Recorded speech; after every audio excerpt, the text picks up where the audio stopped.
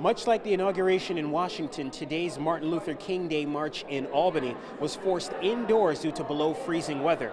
Despite that, marchers were determined to keep the memory of the late Reverend Dr. alive. Ironically, in his latter years, Dr. King said these words: "I'm tired of marching for something that should have been mine at birth." We must remind this nation of their very own words, that we hold these truths to be self-evident, that all men are created equal. We must continue to carry the torch for freedom, justice, and equality for all. And so bearers carried guns and flags in tribute to the late freedom fighter. They marched across the Empire State Plaza's underground concourse, shielded from the bitter Arctic atmosphere outdoors.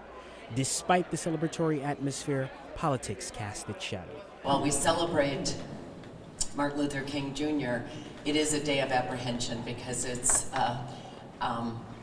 no secret we have a president being inaugurated today, also indoors, oddly enough.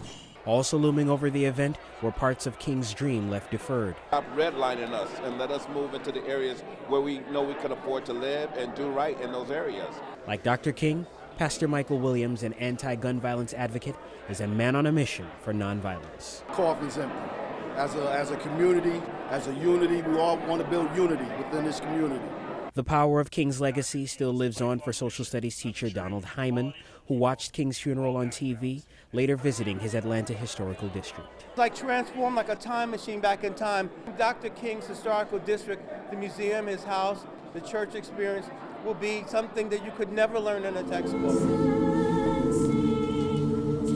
In Albany, Zion Dakota News 10, ABC.